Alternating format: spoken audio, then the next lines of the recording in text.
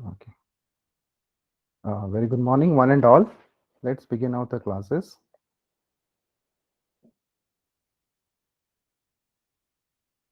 Let me share the screen.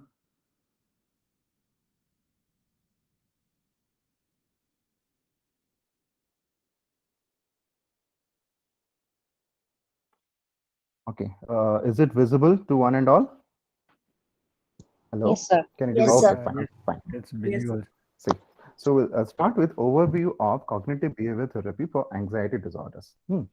Before that, simple two kind of hypothetical scenario I'm putting you here. First hypothetical scenario, let's assume we all are hostelers, deprived of voluptuous and homely foods, and we are invited to a marriage party individually. And with a lot of expectation, huge expectation that today I'll have kind of, I'll satisfy my taste buds like anything. And when I reached there and I got the food as per my satisfaction, as I expected, the food was there. So I loved it. Now, coming to the second scenario. Hmm. Same kind of expectation. I was invited for a marriage party. We all, as individually, expected again. I'll have a very fabulous food. I'll satisfy every taste buds. But when I reached there, when I had food, it was completely different to my expectation. It was not at all good. I didn't like it at all. I didn't completely like it. So now the question is, which part of the which part of uh, this memory that one will remember the most? Let's have a poll for this little poll.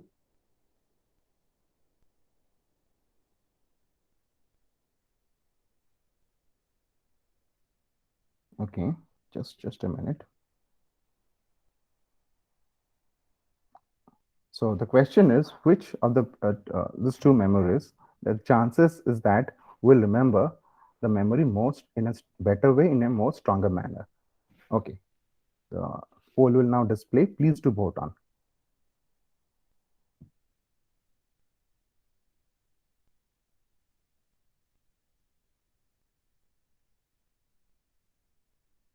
Okay, received one vote. 13 are there. Okay, two votes. Be faster, please. Good, five votes. Sir, I'm not able to see the poll. Okay, maybe you Is go it to the because active. I'm running with the my No, but mobile? not that's not an issue. Go with the activity section. There will be shape like triangle, square, and square. Uh, just put your activities there and you'll see a poll. Otherwise, leave it. Okay. Hmm. Okay, please, others do respond. I've only received six votes.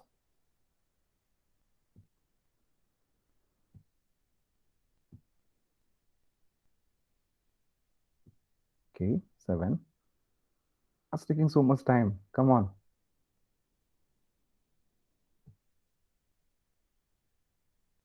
Okay,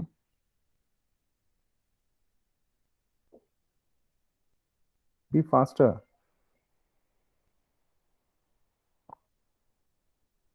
Okay, I'll end the poll. Only few people, no, some other people has missed it.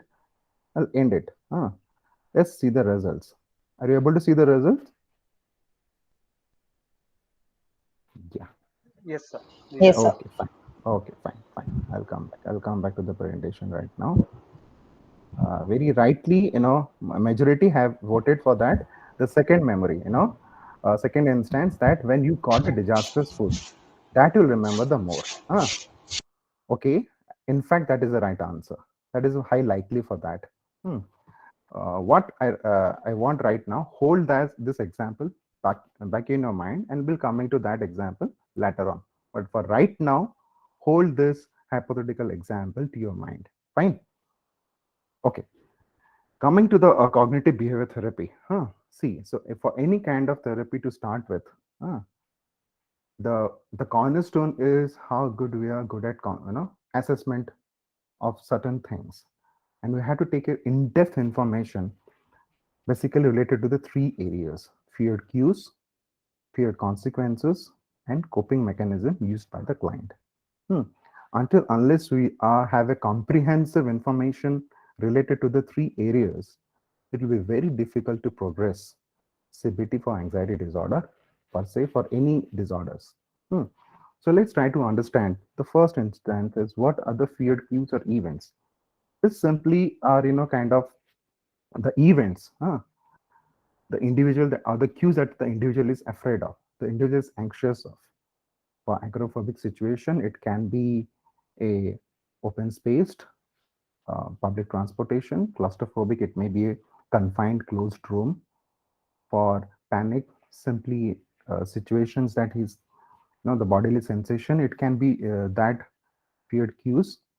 For OCD, it may be as varied as possible. It may be any dress, any non-veg items, any kind of doors, any kind of key, anything's kind of that. So what I want to emphasize here is that the feared cues or events is not only, it is not only limited to in vivo, rather also it can be imaginal in nature. Say for example, in a social anxious individual, say for the individual is going to have kind of a presentation after 3 days. So before 3 days, the situation already has started in the mind. Oh man, I have to go, I have to give the presentation after 3 days. Same stuff, things will happen, same thing. So it's kind of an anticipation. It happened much earlier. So it's not only imaginal, not only in vivo, but also imaginal. And all these feared cues and events also can be verily at the thought level, having certain idea. Say for example, a coming of certain ideas, coming of certain kind of religious or sexual ideas, it can be also eliciting a lot of feared cues and events. So basically, this is all kind of say for you want to assess a particular individual, we must be asking as varied question as possible. We can use specific questionnaires for this, and that will only take 5-10 minutes. But yes, that is a very good practice. No harm in that. Say for example, for OCD you may use YBOX. Say for panic disorder you may use mobility inventory, or for also claustrophobia, for agoraphobia, same mobility inventory can be used. For social anxiety, LIVO is social anxiety scale, LSAS, and these are scales which are highly validated, and it will give a number of kind of information related to various specific events the individual is scared of. Now let's come to the second part, feared consequences.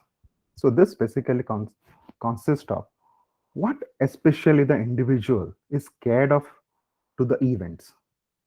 Whatever all the specific events that individual is scared of, what likely is going to happen that is giving the individual the anxiety or fear. What is anticipating or having being facing that event or having that event in the mind, what it means to the individual, what is scared of. Basically answer that is the feared consequences. Say for obviously in panic situation, the bodily sensation means that for the individual may misinterpret that I'm going to die. Say for an agoraphobic room, if I'm going to alone over certain kind of situation, if something happens to me, then I might die, or I might land into some kind of a big trouble. Hmm. Similarly in OCD, well, if I have this kind of thought, then somebody in the individual will die, or I'll be responsible for those kind of activities. If I'll hold this, I might have a certain disease. If I'll touch this, some certain problem can be there. In social situation, if I'm going to face someone, if I'm going to be with that near person, I'll be highly criticized, I'll be humiliated, and they will rebuke me. So all these kind of feared consequences can be there. But again, all these feared consequences are very tailor-made in nature. Different individuals for the same events may have a different feared consequences. What exactly are the feared consequences as for the individual need to be taken care about it. Let's come to the third thing, that is coping mechanism used by the client. So this basically speaks of, before coming to the therapy sessions, so how the individual used to cope in this specific feared events or cues. Obviously, if the event is having so much feared consequences, whether the individual adopted certain kind of mechanism to face the situation, or how else he's about to face the situation that he's scared of. What sort of coping mechanism are used by the client? This has to be asked in as varied as manner. And what coping mechanism can be there, obviously we will be discussing when we'll go to subsequent disorders. So basically, any kind of information related to the three things are the crux of our therapy. So when I complete it, we'll go for the first step of treatment, that is conceptualization. Now let's assume that hypothetically another scenario, Priya Kumar uh, and say Vigrant.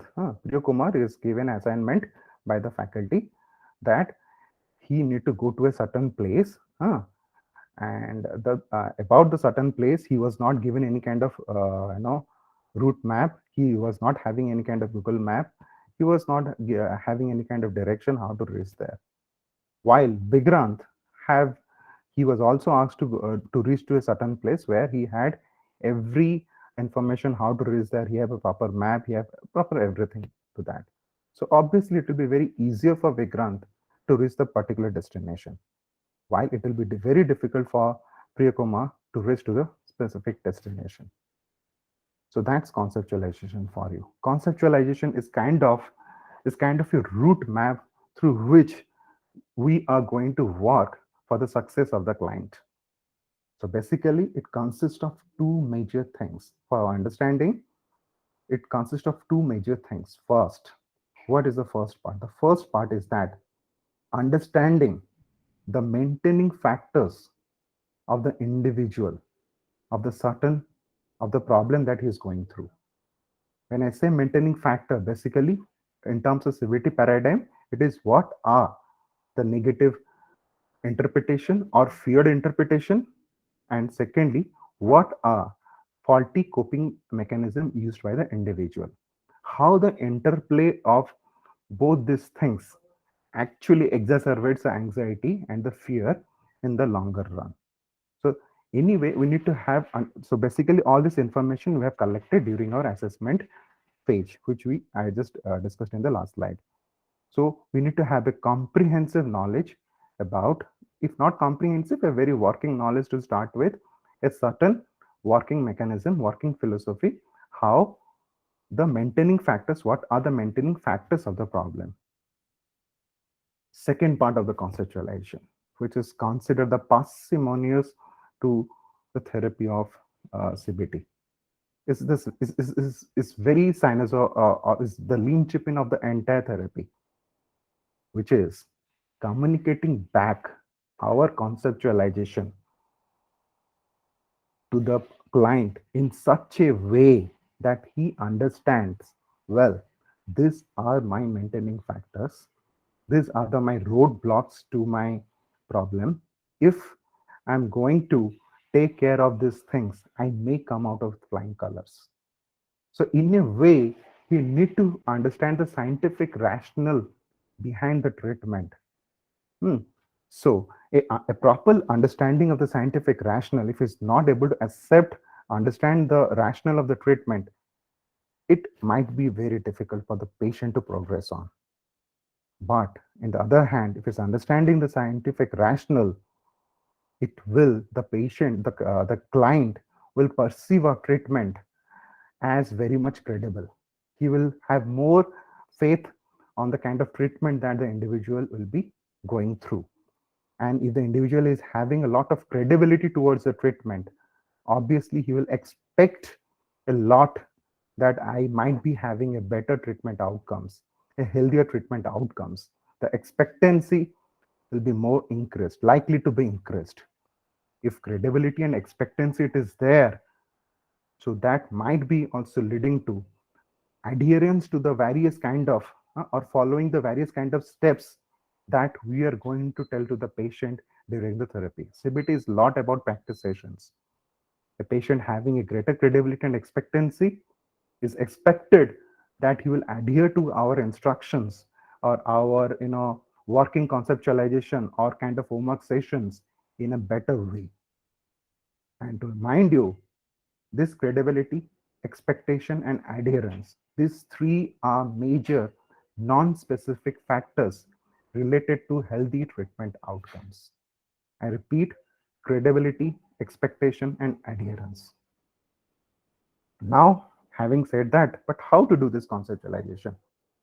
One of the basic way to do this conceptualization, to communicate a conceptualization, is to provide our instruction in as layman manner as possible, as simple manner as possible. Using a lot of jargons, using a lot of things might complicate the situations. And there are many ways of presenting a conceptualization, but today I'll be sharing with one way that I have been doing for last few years, and I kind of published to that kind of various journals, and which was healthily acknowledged. That is basically using a certain metaphor. So through a metaphor, I tried to invite, the main idea was that to give them a hypothetical scenario and ask them multiple questions related to that scenario. And through that metaphor, I go to the clinical translation of to their problem. And the basic underlying aim is to invite a reflective thinking from the patient point of the view. Hmm. Not only lecturing everything from my own side, but giving them a scenario and let them answer to specific questions. So today I'll present that metaphor to you. Assume that, assume that this is the way I deliver it to my patient, to my clients. Assume this is all the individual that you're hearing. You are the patient, and I am the therapist. What I say to them, this is the way I go. In a specific room, you all are sitting over there. I say to the patient, assume that I am your younger brother. The patient, I am your younger brother. Assume it. And the room that we are living in right now, you are sitting right now. So assume that that is our living room. Hmm. So one fine day, what I did, while I was going to corner of that particular room, hmm, when I reached to the corner, there is a terrible itching all over my body. It was that terrible that I went to a physician, he gave me medication. So after that only the itching from my body was little bit decreased. So I developed a very healthy feared interpretation in my mind. Whenever in the future I'm going to the corner, definitely itching is going to happen. I repeat, whenever I'm going to the corner, itching is going to happen. So that was a fear interpretation within my mind. So next day, the following day, yes, as you know, casually I went to the corner, but before going to the corner, the anxiety was increasing. It was high. It was terrifically high. Again, those odd fear interpretation was coming to my mind. So that was very unpleasant experience for me. So what I decided is that, yes, I would not go to the corner. The moment I decided that I'm not going to the corner, the anxiety, which was high, it became decreased. So it's a kind of avoidance I did. So the moment I avoided going there was a reduction of anxiety. Before that, there was a severe increase of anxiety. So this kept on happening 3 4 days. But every time I really cannot avoid. Sometimes I have to go. That is my own home. That is my own room. Sometimes I have to go. Assume that in the corner there is a particular dress over there which is hanging, and that is required in that particular day for a fancy dress competition, which was in my school. Assume that I am a school kid. So again, while going to the corner, the anxiety was terribly increasing. It was terribly increasing. So I decided, yes, I'll tell my elder brother that to you, or elder sister to you, that please you go and bring the dress to me. Since you're elder, you can handle it. The moment my brother or sister gave the dress to me, my anxiety was reduced. Before it was increased, now it is reduced. So this kept on happening. Either is to avoid, or secondly, I used to take a help of kind of help from the siblings. One fine day, none of my family member was there in the home. Again, I was requiring something from the corner. So what I did is that from a distance, I got a stick, I brought a stick and pulled the things to me. So when I got the things, again, anxiety was reduced. Before doing that, anxiety was high. So all this kind of things that I was doing in a way, then I asked to the patient what advantage I was getting through. I give this hypothetical scenario. So advantage basically, yeah, the fear is getting managed, is able to handle the situation. So this is kind of a likely discussion we used to do with the patient. What advantage is all these three activities of avoidance, help from them siblings, or the using of the stick. Now the second question is then to them. Now whether by doing this three stuff, okay, say for example, okay, doing this three kind of stuff. Now you tell me whether the fear toward the corner, which was actually there in the mind, whether that decreased, or what is the condition there? The interpretation that was there in my mind, if I go to the corner, itching will do happen. Whether that thing decreased, majority said no, that never decreased. It stays there. Perhaps it maybe it has increased. Okay, fine. I acknowledge that response. Then I do ask him, now you tell me, as your elder brother or elder sister, what you are going to advise to your younger brother, huh? What he needs to do if he has to overcome the fear towards the corner. 90. I don't have this numbering into my bite, but anecdotally, almost everyone told, yes, sir, he needs to go to the corner once again. Until unless he's not going to the corner, how he's going to know whether that is true or what? Likely that until unless is not going to the corner, he is not able to can satisfy the his fear. And to listen this only one statement from the individual, I actually narrated all this kind of metaphor. This is the major, a reflection has to come from them. The individual needs to go to the corner. Until or unless he's going to corner, then it might be difficult.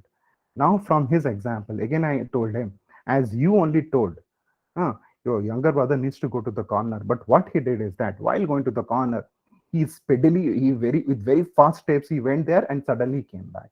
Or while going there, he chanted some kind of mantra and came back. So whenever he's not going to have any kind of itching, all the credit goes to this going fast and coming back or to the mantra. Hmm. So that is all kind of things. Again, I asked him, now say for example, the individual is went for one day there, or say for in a week 7 times he went there, 6 times he didn't have any kind of itching, but one day he had itching. To what he should believe more, 6-day experience or one day experiences? Almost everyone told no, it's he should believe 6-day experience, one day might be coincidence. That is what with this kind of metaphor, what I try to broad the thing is that a simple understanding that anxiety actual per se is a normal thing, but everyone doesn't have anxiety disorder. And there is a lot of common things between them, but what one of the feature that differentiates between both is kind of safety behavior we used to face to the our fearful situation. Say for somebody has a corner of the fear towards the corner, he never went there. Rather, he used all the safety behavior. A healthy chances that he will develop a pathological anxiety towards the corner. So this kind of safety behavior that one is using, that is maintaining his fear, that is exaggerating his fear. With this example, I'll further clarify is that it may be the first time when he is going to the corner, there'll be a lot of difficulty. But if he's going to stay there 15-20 minutes and did not find any kind of interpretation, he did not find any kind of itching experiences. When the second day will be going, might be lesser fear. Third day might be lesser fear. Fourth day might be lesser fear subsequently. So if this happens in a persistent manner, the pairing is a healthy chances might be solved. He might be encouraging that no, corner has not something to do with the itching. That is a healthy way to overcome the anxiety. But for that, one individual has to go to the corner. With this metaphor, I come to the clinical translation of the problem. So whatever the problem that he had, I collected the information, three things: events, feared events. Second thing, feared consequences. Then safety or coping behavior I have already collected from the patients. From that only, with the case, whatever the individual is having, I translate this to a clinical translation.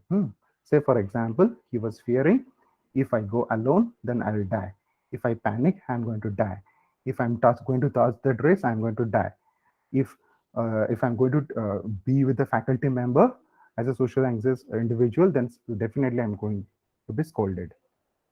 So basically, what coping mechanism uses is the first thing, foremost thing, which obviously everyone does. Mostly everyone does is avoidance. But avoidance, whenever it is not possible, always somebody uses various kind of safety behaviors. In OCD, it is a neutralizing behavior. It's the compulsion. If I do this kind of compulsion, then my anxiety will be removed. If I do in this particular way, then the chances of the feared consequences might be decreased. So any safety behavior or those kind of behavior which is done as per the patient, as per the client, it reduces the severity or the chances of or the frequency of feared consequences coming true in the future. Hmm. For social anxiety individual, well, I'll go to the, I can't really avoid. My friends are persistently telling that I need to go to the social party. Okay, I'll go to the social party, but what I'll do, I won't talk much. If I'm going to talk there, then obviously they're going to find mistakes me there.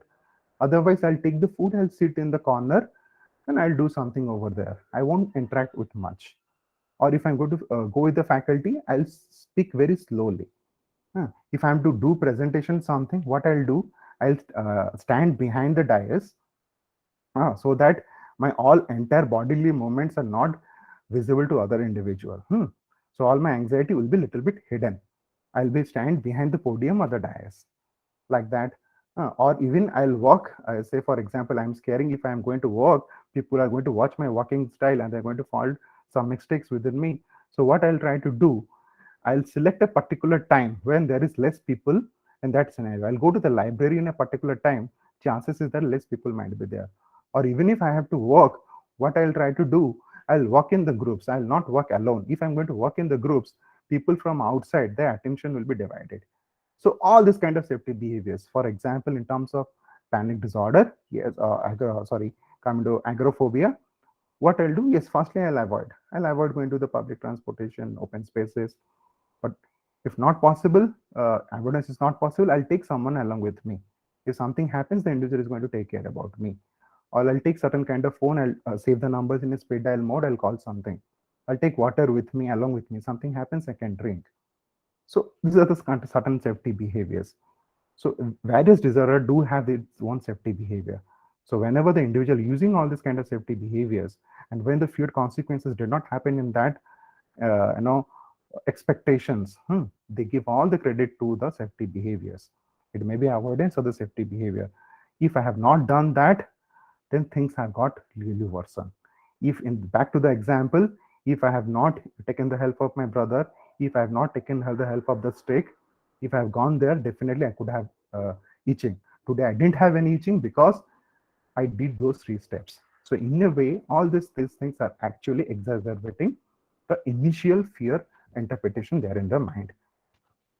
So back to this example, I complete the conceptualization stage. The main point is that to invite a reflection from the patient.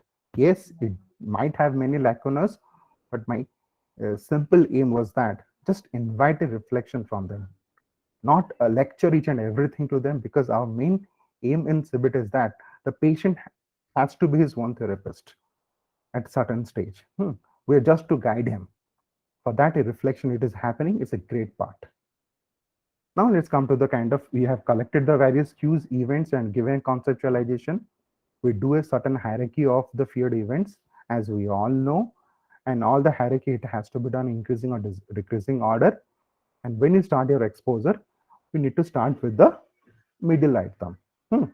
From say for there are 5 events as is listed here, we'll start with the medium item, then we'll go higher and higher order in the increasing level of fear. So that is the concept behind the graduated part. Let's come to the repeated part. What is that repeated part? It is basically tells, and this is very, very, what we do in our therapy sessions. One time we might do the exposure, a therapist rated exposure, but the basic, the cornerstone, it again, it has to be how much the individual is involved in the homework sessions. So basically, there's a strong sense, strong support in the literature that sometimes if we say do it 3-4 times in a week, it may not give that success if you tell as the medical practitioner gives them a prescription, morning में ये खाना, रात में ये खाना खाने के, something like that. What you can do is that minimum specify objectively, do it minimum 2 times a day. Huh? Or if for the first 3 days or 4 days, you can do uh, once a time this exposure, but after that, try to increase it 2 times a day. This is again, this is a non-specific factor. Hmm. But yeah, this brings a lot of objectivity and it takes things more seriously. And all the homework session has to be monitored very frequently. If involving a family member, if you're able to involve a family member or friend in terms of when you are giving conceptualization, so that they will also understand the conceptualization of the disorder, and in the family or in the friend circle they can push the individual to do the exposure on a regular basis. So that is a repeated part. Hmm. Third part is the prolonged part. How the exposure long, what is the time limit of certain one exposure, thing can be done. So every time, this prolonged part, say for example, whenever there is a concept of subjective unit of distress, we must be well aware about that. This is nothing but we'll be rating, the individual has to rate his own anxiety during the course of the exposure session. Say for the individual is confronting a certain, in OCD individual, non-veg object is given to him that he is scared of, he's holding in his hand, say around it's 6 o'clock, we'll be asking him what is the anxiety level right now. Maybe out of 100 it is 90. So every 5 minutes, after 5 minutes, what is the anxiety level? 6.5, maybe same 90. uh, After six, again 5 minutes, 6:15, what is the anxiety level? Well, it might have little bit increased, 95 percentage. So the individual has to rate on the classic, paradigm, concept behind is that at a certain level the anxiety will come down, at a certain level the anxiety will come down. Hmm. And the thumb rule is that until unless the anxiety is reducing to 50%, the individual is supposed to do the exposure. But yes, sometimes it may take 2 hours or 1 hour 30 minutes, but majorly, except OCD cases, there are quite severe decrease in the ACD level even within a 1 hour. So you can say that try for 1 hour, but even if there is no decrease in the anxiety, no sufficient decrease of anxiety, even that is okay in the initial part. So do not give so much emphasis that anxiety has to be reduced at a particular session. Initially, it may take time, but in majority cases, it reduces. Thumb rule, until unless the anxiety subsides to the 50% of the initial, say for the individual started with the 90%, if anxiety is not going to 45%, the individual has to be in the exposed to the phobic stimulus or the fearful stimulus. But every time, this might not be possible. Hmm. Okay. Let's now, even if this exposure therapy has become the kind of, is the frontline treatment almost of all anxiety disorder, but there are certain concerns associated with the exposure techniques. Just let me take a break and take water.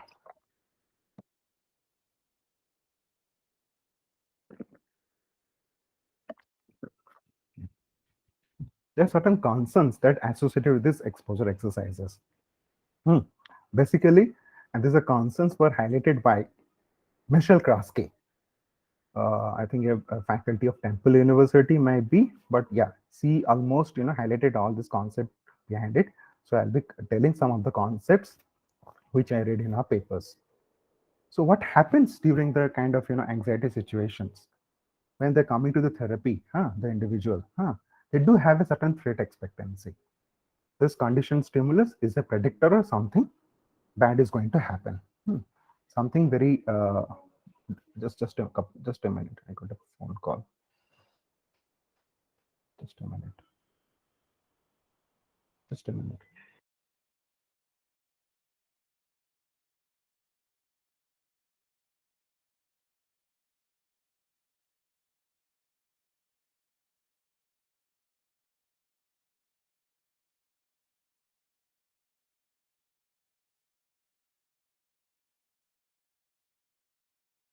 Okay. Okay. Sorry for that. Okay, anyways. So when the individual is coming to the therapy sessions, he's having certain kind of threat expectancy. If I'm going to panic, I'm going to die. If I'm going to be in this particular social situation that is going to predict humiliation, if I'm going to be in this kind of agoraphobic situation, something bad is going to happen. Hmm. So all this condition stimulus is predicting of something very bad or something very negative or something predicting very threat kind of thing. This is kind of a memory. So during the therapy, what you're trying to, just a minute, the pointer, anyways, the pointer. During the part of the therapy, so what we're trying to do, we're trying to create a non-threat expectancy. Well, this, if you're going to panic, it's not necessary to die. If you are being exposed to this kind of stress, not necessarily have a disease. If you're going to this situation, not necessarily have that disastrous consequences. You're going to face in the social situation, not necessarily will be rejected. Huh. So you're trying to develop another kind of memory that is related to the non-threat expectancy. Now, the trickier part is that both this kind of memory are sticked with the cue, the threat events. Hmm. What earlier we are thinking is that by during the exposure, these activities, we're trying to remove this threat expectancy. We're trying to delete this threat expectancy from somebody's mind. But in actual, it always stays there.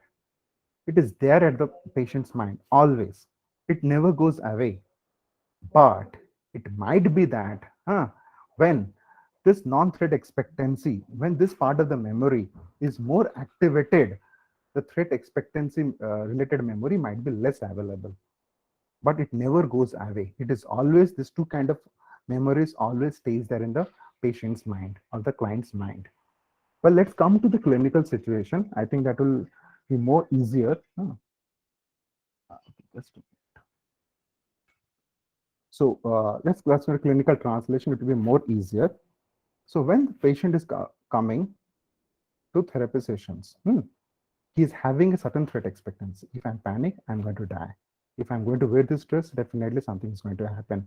If I'm holding this knife, say forth, I'll do harm others. If I'm having this thought, it means that somebody will have kind of a certain problem. This is kind of a threat expectancy. So during the exposure therapy, we're trying to develop a non-threat expectancy. Not necessarily I'm going to die. If I'm panic, I'm not necessarily going to die. If I'm exposed to this kind of thought, not necessarily those things will happen. If I'm going to going to have this stress, not necessarily I'll have a disease. So this is kind of a non-threat expectancy we're trying to develop during our ERP sessions. But now what is going to happen when the individual is over with the therapy and is going back to the home after 2 months or 3 months of treatment? He is going to face the same kind of situation after the therapy session is over. At the post-exposure scenario, what is likely to happen? So either there will be fear or no fear. Again, there will be fear or no fear, depending on which part of the memory is more activated. Say for in this particular instances, the threat expecting is more activated, then you will have a more fear. And if in this particular instances, this part of memory is more activated, then you'll have a no or less fear. But now the $1,000,000 question comes. What is the determining factor that it will decide which of this memory will activated at particular circumstances? So there are certain factors. Let's try to understand those factors. First factor, the context effect. Context effects. What happens to that? This non-threat expectancy related memory are highly context specific. Say for example, if I have learned, if I have given exposure in the therapist room being a OCD patient, and if I am given exposure in my home, so say for I was being exposed to kind of washroom, and in both scenario I exposed to therapist room as well as my home room. Suddenly after in the post exposure scenario, I'm now going to a different city, altogether a different place, and that's a different washroom that I have not given such much exposure earlier. So in that context, it is very likely that since the context is highly different from where the practice was done earlier, the threat expectancy related memory might be more dominant. Okay, so this memory related to the non-threat expectancy is highly context specific. It ties to the context where it is practiced at. But while the memory related to the threat expectancy, it is not context specific. It generalizes rapidly to a multiple scenario. Say for assume that to learn very bad things is very easy and to good things is very difficult. Is something, it's not say like that, but somehow. Hmm. Second aspect is related to known as time factor. What is the time factor? Say for example, uh, I have done, say for being I am an agoraphobic patient, I am a claustrophobic patient. Assume that I have been exposed to. I was giving and I was scared of lift. So all the exposure I was given to the lift. But what happens after the therapy is over? 3 or 4 months, 3 or 4 months, uh, there was not a situation that I can use lifts. Assume that in my office there is no lift. In my home, in the flat that I'm living, there is no lift. So suddenly, when being exposed after 4 months to a certain lift, uh, then might be having this threat expectancy memory might be more activated because the storage capacity of this initial learning, this threat expectancy is always higher than 2 3 months of my practice during the non-threat expectancy. Hence, high chances is that if I have not practiced those things for last 3 4 months, then high chances is that non-threat expectancy retrieval will be less available than threat expectancy. This is a concept which is known as spontaneous recovery. Spontaneous recovery. Let's come to the third factor, that is known as adverse presence of adverse event. Say for example, the individual after the exposure session was over, the course was over, actually he faced a social anxious individual. In a particular scenario, he actually faced a lot of rejection. He was literally thrashed by a faculty member. Or say for during the certain OCD individual, he had a certain kind of disease. So might be many those adverse events. It can happen in anyone's life. It happened. So this adverse event, what actually did, it reinstated the fear within the individual. Reinstatement of fear. So in that particular context, what happens? The threat expectancy might be more retrievable as comparison to the non-threat expectancy. So these are the three things that has a lot of difficulty. First, context effects. Second, spontaneous recovery. Third is reinstatement of fear. So now the what people are researchers are deciding or thinking of that, we need to design our exposure activities, this non-threat expectancy, in a such a way that it can actually offset these three factors: context effects, second is spontaneous recovery, problems related to the reinstatement of fear. Our exposure some way has to take care of these three pitfalls.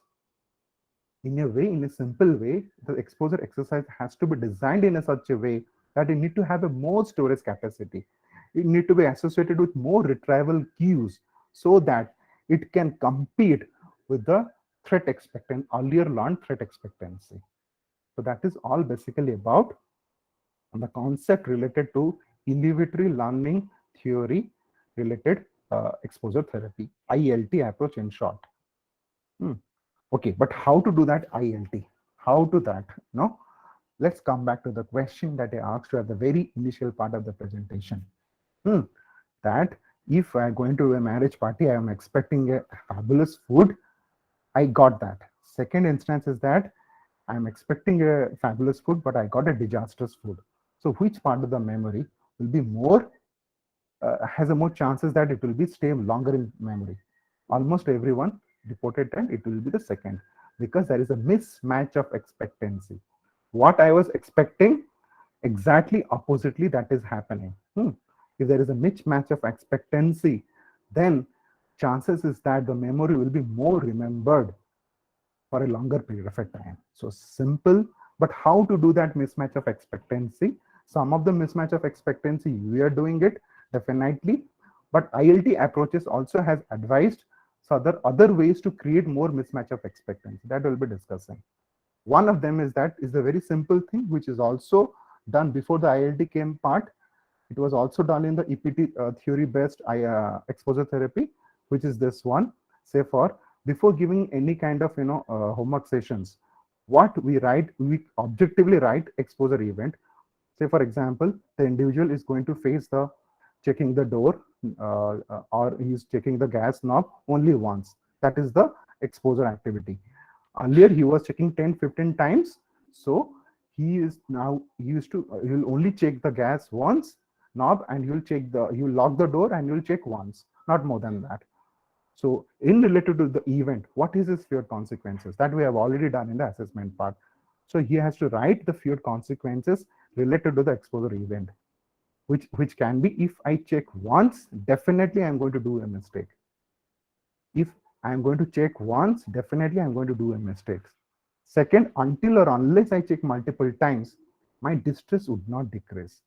So these are two basic feared consequences that individual will be writing it. When then the individual will doing the exposure exercises will actually do check the once. Then he will write what happened after the exposure. And what really happened after exposure, the answer would be in relation to the feared consequences. Whether he checked once, whether he's actually, whether that can set up burglary, or whether there was some kind of mistakes by him, whether he that was not properly done, or whether after following the SUD level, even if the distress was decreasing or not, or it was increasing. So all these kind of feared consequences, what happened in relation to the feared consequences, the individual has to write it. Why writing is given emphasis? Obviously, it is very simple thing. Writing brings more objectivity, because patient in anxiety do have a maximization, minimization step, kind of distortion them in their mind. When writing brings more objectivity, and it will be a better test to their fears. And obviously, we know if you read something, you are writing something, the healthier chances that memory related to that would be more better consolidated. So in a way, writing is a better thing to do to enhance this mismatch of expectancy. But somehow this technique even was done prior to 2006, when this ILT theory comes. What else they are trying to advise? So similarly, as they found that in most of the exposure situations, we need to find various techniques to create this more opportunities for the mismatch of expectancy. So what they're advising is that one example is that ask a temporal prediction. Say for example, if a individual is having a fear that if I'll hold knife, then I can harm others. If I'm going to think in this way, then actually I'm going to harm my family members. If I'm going to stay in this particular room, I might die. The questions might be asked to them: for what length of time? For what length of time? If you are going to uh, catch this knife, you expect to harm others. For what length of time? If you are going to be in that particular room, you are expecting to die. Say for the individual, say 5 minutes, 7 minutes, 8 minutes, depending upon the scenario. Then the individual will be exposed for 5, 7, 8 minutes. Now after 5, 7, 8 minutes, the individual will be asked whether your expectation was true or false. Your expectation was true or false. Yeah, I somehow tolerated 5, 7 minutes, but I think I can tolerate, maybe I can tolerate more than 15 minutes. So whatever the expectancy the individual is putting in a temporal way, that needs to be challenged in a subsequent scenario. But again, this kind of scenario, as a clinician, you need to have an acumen that where it can be practiced and which scenario it cannot be practiced. In every scenario, this temporal prediction may not be practiced. But if it can be practiced, it can be implemented, surely do it. Second is intensity of expected unconditioned responses. Okay, the individual say that if I'm going to touch this, I'll have a particular disease. It's better to ask him, can you show the intensity of the disease? So say that, if I'm going to touch, you'll have a skin rash. How severe that will be? Try to describe. How severe? Just to describe. I think that will be this kind of severe. Okay, let's touch for 5 minutes, whether that severity is there or not. You are having that actual skin, itching sensation of skin or not. So he did it for 5 minutes, then keep on improving as per the expectancies being violated. So this is a kind of another way. Uh, Third way is again it. This is now this can easily be done. Say for frequency or occurrence related. Say for example, you expect that whenever you are going to social situation, you are going to be criticized. If you are going to in that faculty today, you'll be criticized. Or do you feel that every day will go, you'll be criticized, or one day will go, you'll be criticized? For example, if you're going to touch once this object, will have a particular disease, or seven is it like that 7 days you are going to touch, 7 days you'll have a particular disease? So let's touch for 7 days repeatedly. Let's see how many days you're having certain disease, or how many days you're having those feared consequences true. So this also frequency occurrence can be also violated, but again this may not be implemented in each and every scenario. When it can be implemented, it should be implemented. What is the rationale behind doing all this mismatch of expectancy? Yes, the learning is better consolidated, and this enhances the storage capacity. Remember, what is the main purpose of exposure therapy? Sorry, not main, but it was the additional concepts related to the inhibitory learning to create the memory associated with the non-threat expectancy to have a better storage capacity and a better retrievable nature. So doing these things in a mismatch expectancy will have a better learning, a better consolidation of memory in our long-term memory. That's the question I asked just before this presentation started. Okay, now let's come to the interoceptive exposure. Again, we all knew about the certain concepts. It is basically done with the not only with the panic disorder, but also it can be done whenever any kind of people is having a feared sensation or feared interpretation related to the bodily sensation. Hence, obviously, it can be done to the claustrophobia. It can be done to the agoraphobia. It may be mandatory for panic disorder, but irrespective of diagnosis, with any kind of individual is having a feared sensation, interpretation related to the bodily sensation, this exposure can be done. So basically, let's see how I start. I'll give you certain say that it has to be practical in nature. We know this concept, but I'll try to present in a way how actually do with the patient. Sometimes it will be appear very simple, plus be the simplicity, but this is the way I try to do with my clients. I ask them certain questions. I give them a hypothetical scenario. I give them that, maybe 2-3 couple of questions. Say for here, the patient might be patient might be Prochetta, and second might be Nana. Two patients, Nana and Prochetta. So say for example, I ask them, I give them a hypothetical scenario. One fine day, say for example, Nana was sitting in an office room, and she saw a terrible snake. A terrible snake was coming towards her in that particular room. So I asked them, what would be your bodily reaction in that particular situation? What internal bodily changes will happen? And similarly to Prochetta, I gave a hypothetical scenario. I asked her, say, assume that you are going to a kind of, you are going in a corner. Say it's not corner, you are going in some kind of alley, some kind of street you are going during the evening time. That's kind of a little bit deserted area. And while walking and in the corner of that street, you find a large person, having a huge beard, having a dagger in his hand. He was running towards Prochetta. So in this both scenario, I asked to I asked them, so what your internal bodily reaction will be there? What changes will happen in your body? Whether there will be increased heartbeat or decreased heartbeat. Obviously, everyone knows that will be increased heartbeat. What other changes? There might be sweating. There might be some other tremor phenomena. Second scenario also I asked to Naina. So what your bodily reactions might be there in that particular scenario? Same kind of responses. So through this example, what I try to create is that whenever we are anxious, we'll do have a bodily sensation. Second question, what I used to ask to the patient is that, now tell me, when you saw a snake and when you saw this thief in that particular room, what you are going to do in that particular scenario? What hypothetically you are going to do in that particular scenario? The responses were that I'll scream, I'll run away, I'll call for help. Or some people might say, I'll fight with the person. I'll fight with the snake. I'll bring a stick and I'll try to hit the snake, or I'll hit the thief, something like that. So whatever, then third question I asked related to that, hypothetically assume that Naina is entering to the same room after 4 or 5 days where she saw the snake. So what things he is going to do in that particular scenario? Hmm.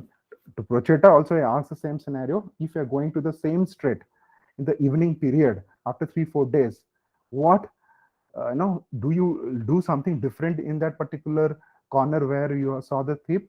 Almost everyone do answer in the similar way. If I'm going to enter to the room that I saw snake, obviously I'll try to look out here and there at the particular places whether the snake is still there or not.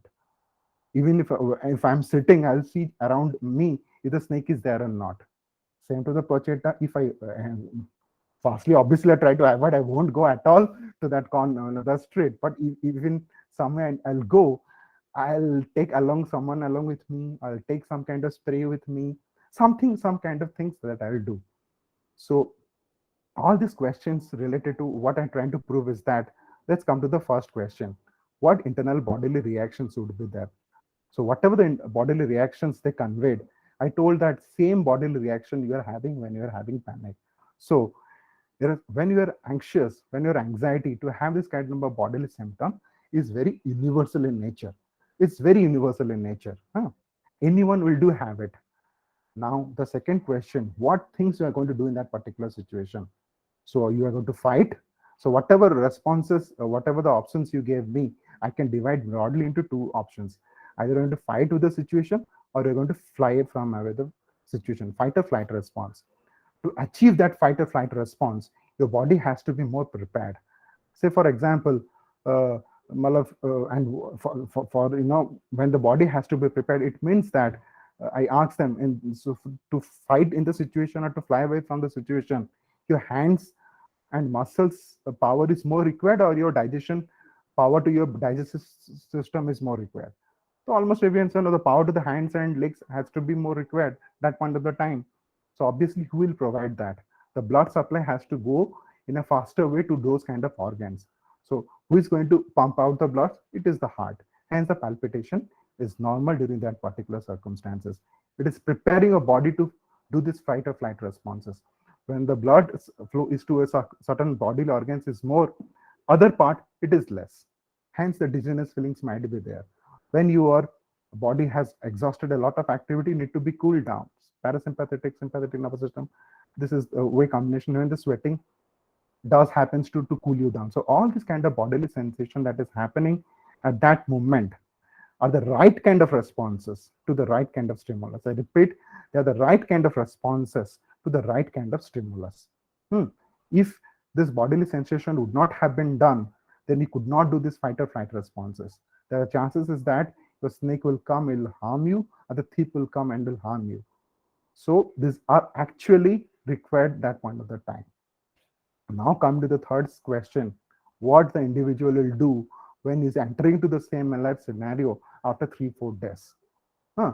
He'll be or she'll be systematically inspecting what the threat outside, because the source of fear is something outside. The snake here is outside, the thief is outside. So whenever one is entering to that situation, they will systematically search here and there looking for the threat. Huh? So whenever there is a source of threat, wherever there is a source of threat, we become more hyper vigilant in that scenario. So being hyper vigilant is also very universal in nature, that everyone does. So with this all this kind of example, I bring back to their own symptom. So whenever there is a bodily symptom, they are misinterpreting. They have a fear that they have a certain huge disease along with them. Some bodily dysfunction is along with them. So here the source of fear is outside or inside. It is something is inside. So whenever they are anxious, as I told, as we proved few times back, whenever there is fear or anxiety, there will be bodily sensation. Hence, you are now having bodily sensation right now. Hmm.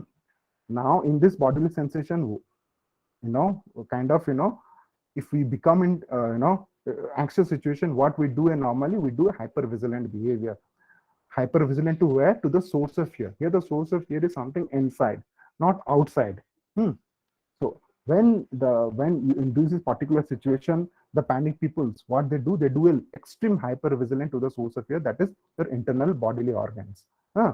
Well, there is now bodily palpitation. Oh shit, let's see what happens in my leg. Let's see what is happening in my head. Oh, I can see sensation here and there also. Now, pakka something is going to happen. So in that particular scenario, other people are most focused outside, so they don't notice so much bodily sensation. But here the source of fear is inside. Hence, there is more hypervigilant towards inside, and they're able to see the other bodily sensation, which is quite normal. Hmm. So when there is they become convinced that something bad is going to happen. Again, the fear is more. If there is fear is more, there is more bodily sensation, more hypervigilance. Something happens like this, and there is a full-blown panic attack. So this is a way I give a conceptualization. This is only trying to be as simple as possible so that the patient understands our conceptualization without using much kind of jargon words to try to do. Now, the main part is that is what the main misinterpretation here, misinterpretation of the bodily sensation in a catastrophic manner. That is a main misinterpretation. To remove that, we do certain kind of interoceptive exposure that is related to the all kind of activity where intentionally the bodily sensation will be high.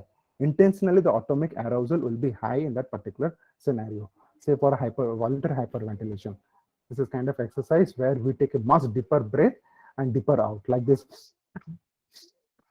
We take more deeper breath and deeper breath out and do it more faster manner.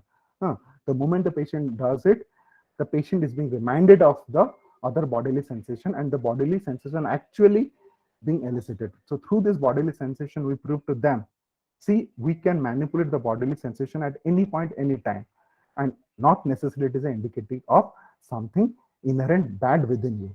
Rather, this is simply overbreathing things where your autonomic arousal came here.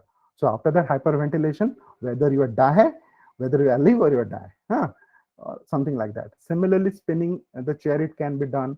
Running in the stairs can be done. Any kind of activities where there is a chance of autonomic arousal becomes higher. That can be given to the patient. The main aim here is that the patient must be bored with the bodily sensation, that these are nothing but simply bodily sensation, which is universal in nature and which is going to happen to any individual, not rather it is an indication of something inherently bad within or there is something a mental or physical problem with the individual, not indication of that. Simply it's an autonomic arousal. Through this interoceptive exposure, you are exposing the individual to the bodily symptoms in a simpler way. So after this interoceptive exposure, say for example, if the individual of claustrophobia, even agoraphobia, what the individual is fearing, we say it's a fear of open spaces or closed spaces. But the actual fear is that in that closed room or in that open room, if I be there, if something is happening to me, then that something is nothing but a panic-like reactions or panic attack itself. If something is happening, then who is going to take care? So even if the diagnosis is not panic disorder and you feel that patient do have a lot of fear related to the bodily symptoms, it is always better to start with the interoceptive exposure, then go for other in vivo exposures. That is a healthy way to do. Let's come to the another technique related to this innovative learning theory related exposure therapy, deepened extinction. Remember, that is there in our mind. The main purpose is that to create this mismatch of expectancy. What one is expecting and what really happened. The more mismatch is there, the better consolidation is there. Deepened extinction is a simple technique where what here it is being done is that we combine two feared cues together. Say for the individual is afraid of, in OCD patient, the individual is afraid of a non-veg object and is also scared of that. By touching a kind of a dress, you'll have a disease. By touching a non-veg object, will have a disease. So what in deepened extinction will be done?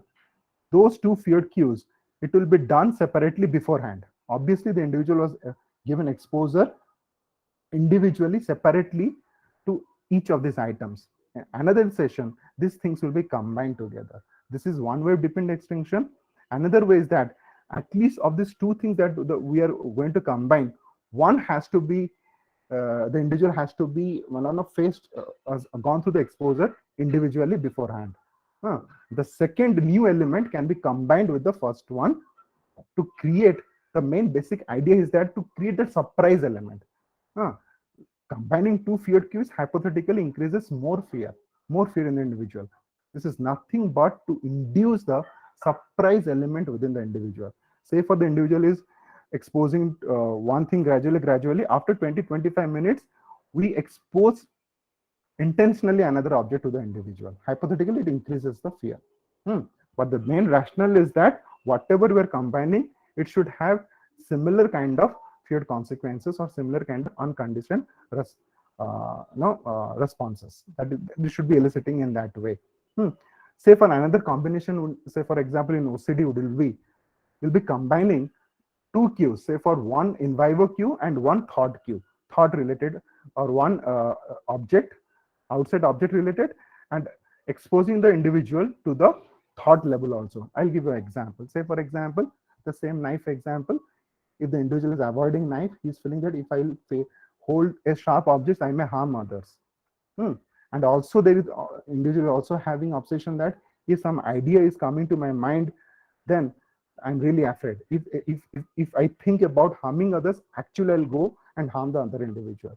So here the individual will be told that hold the knife for 5-10 minutes. At the same time, think of harming others. Not think, say to yourself that yes, I'm going to harm XYZ. I'm going to harm XYZ. So you're combining both things together. In panic disorder, as I told, say for example, we have done interoceptive exposure. Now what we'll be trying to them is that go say for the diagnosis panic disorder with agoraphobia, what we'll be telling to the person is that after the practice of interoceptive exposure, the person has to go 5 kilometers away from the home to an open field. He'll reach that open field and there he will do the interoceptive exposure. So you're combining two things. One, he's going alone to a certain place and he's at present a distant place away from the home, and there is inducing the bodily sensation that point of the time to create more fear. So this is a way why it is being done. Again, I told there are three concepts related to where non-threat expectancy is actually working well. They're trying to maximize the effects. One is context effect, second is spontaneous recovery, third is reinstatement of fear. If something adverse happens in the life, the individual, that point of the time reminds the threat expectancy more. So during this dependent extinction, what actually we're trying to create adverse events within the therapy itself. So repeated dependent extinction, it has been proven, but thou it's a very early stage to say, but the encouraging results were given. More dependent extinction done during the therapy exercises actually reduces this reinstatement of fear and spontaneous recovery effects related memory, spontaneous recovery effects associated with the threat expectancy. So this is a better way that storage capacity of the memory is more enhanced related to threat expectancy. Variability in context, this is very simple and this is very useful in nature.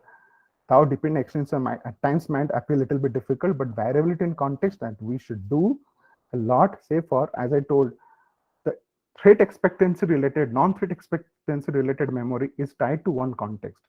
If the patient is facing an exposure, is a feared cue in a different environment where he has not done practice, that point of the time, memory related to the threat expectancy might come more. So simply what it means is that, say for you are given exposure in our clinic in the patient's room, the patient, say for the patient is having a contamination related issue, he will be advisable to go to do those similar kind of exercises, maybe in a hotel room or maybe in a public washroom, obviously when there is no COVID-19. So in kind of a multiple scenario, it can be given. Say for if the patient is given exposure to one particular knife, the patient might be given to different kind of other kind of sharp objects, maybe fork, maybe something else, maybe a sickle, many things. So thing is that if more context of exposure is done, then the memory related to the non-threat expectancy will have better and more retrieval cues. The patient will have more practice. Hence, if there is more retrieval cues related to the non-threat expectancy, that will be more better related to 1-2 situation alone. Again, one technique that I used to do a lot in case of OCD patients, uh, to induce the surprise element as well as to increase the variable in context. Say for the patient has undergone 5 6 sessions of ERP, we give him certain cards. In that card, it will be folded, and it is advised that the patient should not see it initially. He should keep it. Maybe every a shuffle of cards was given. Maybe you'll be advised that in the third day, sixth day, ninth day, in this day you are going to pick certain cards. Then you are going to open it and going to read it, and before that you should not read it. So in that cards it will be written various context of doing the exposure. Say for the patient has undergone 5 6 sessions of contamination related exposure, in the card it will be given, go to your some kind of public restroom. In another card it will be go to your relative's washroom and do this exposure where you are comfortable enough.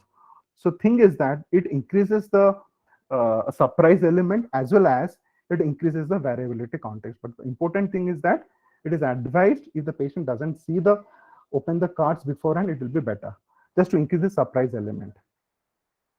Reminder cues, again, this is again it's a very nascent stage. Not much work has been done on it. Say for we keep trophies in our home, in our drawing rooms, we keep mementos. Why? What is the main purpose behind that? The main purpose is that it reminds of our achievement. We're happy about it. Similarly, sometimes patients do complain, the clients do complain, is that, sir, I know what I need to have done. I need to have done exposure. I need to prevent from doing safety behaviors. But at the heat of the moment, I forgot everything. I kept on doing the things that I was doing before. This is complaint for all of us. At the difficult time, we forget what good thing has to be done, and we go back to our maladaptive behavior. So similarly, what reminder cues is that simple as it can be. Say for the patient completed 4 contaminated kind of exposure to contaminated kind of events, and he was very successful in that.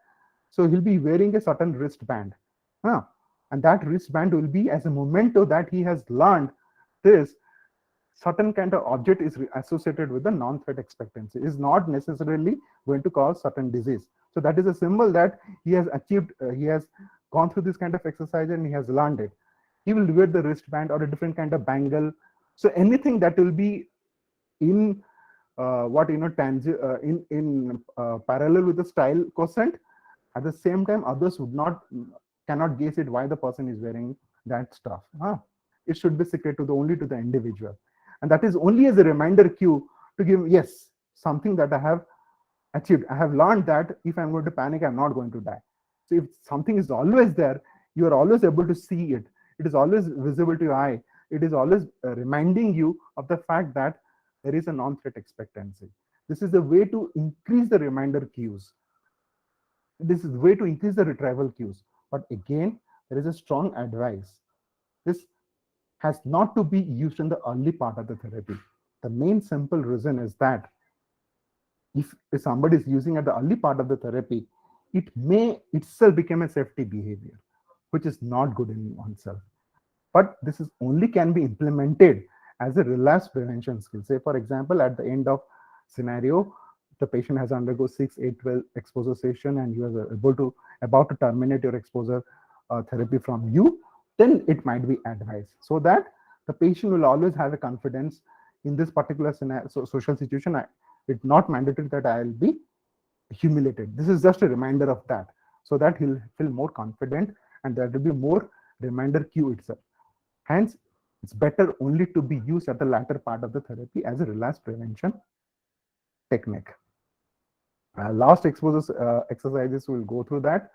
That is the widening the bandwidth experiments. This is basically we do with social anxiety patients, social anxiety disorder. I'll give a certain metaphor so that you'll understand what is all this all about. Running is a great thing as an exercise or not?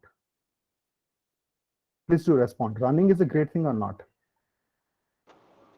Yeah. Yes, sir. Yes. Okay. As an exercise, running, swimming, whatever. It's a good exercise. But somebody will have expectation that, my running will be only proven My running will be only proven if I'm going to catch the Rajdhani Express. Can somebody switch off your mic? Creating sound. Okay, okay, fine. My running will be only proven if I'm going to catch the train, which is already left the station. Which I am going to catch. My running will be only proven if I'm going to catch a flight which is already in the runway.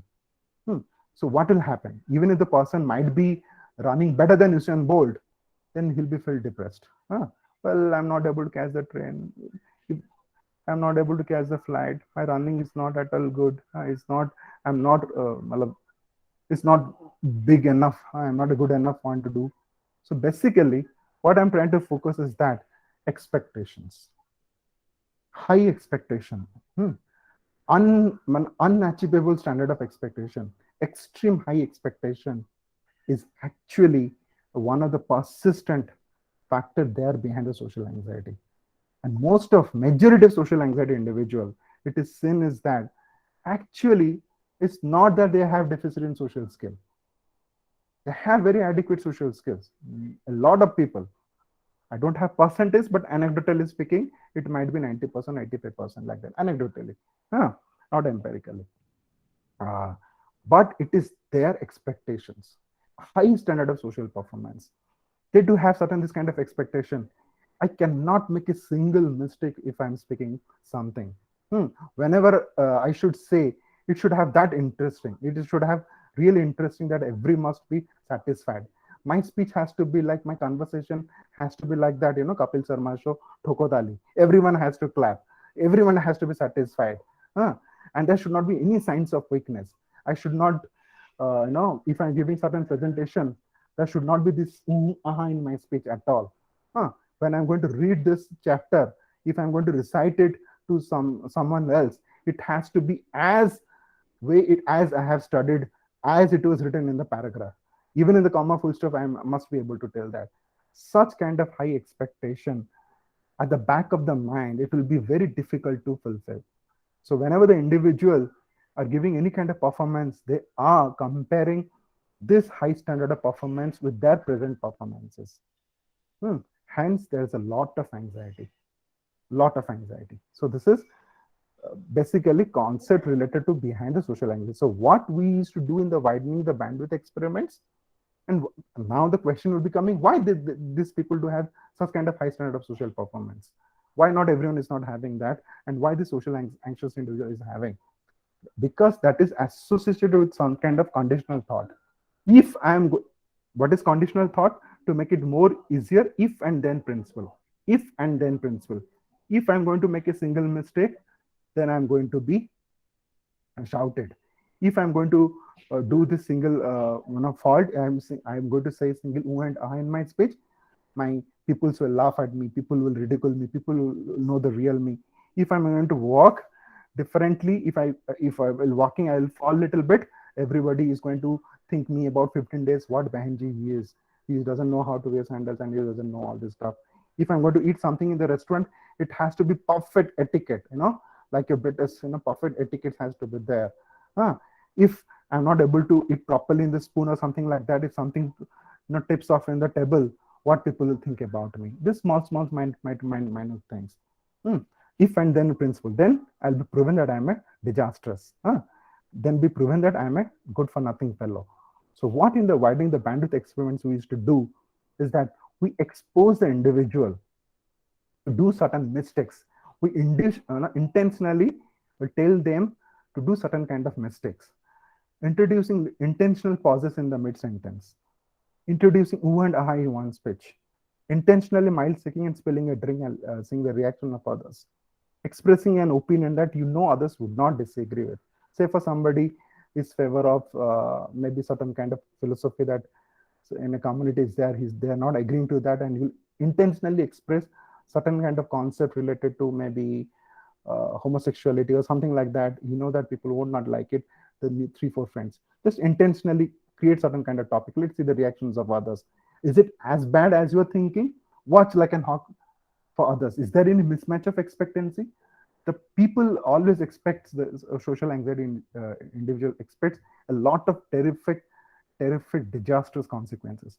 But whether those are parsimonies or whether they're equivalents to your thought that you are thinking before after doing these mistakes, even really people do care if you do simple this kind of mistakes, is that is a widening the bandwidth. The main purpose is that no, it's not that you have to live your life and complete in a narrow way. Rather, a lot of other kind of behavior that might be acceptable, it can be lived in other ways also. You don't have to necessarily fix yourself with this kind of living in that rigid way. There can be lot of other way acceptable behavior. Hmm. So that is kind of a widening the bandwidth experiments. Okay, I think this would be enough for today. Cognitive restructuring, only 2 3 slides are there, but I'll do at some other time. So we completed till the exposure exercises. Now the floor is just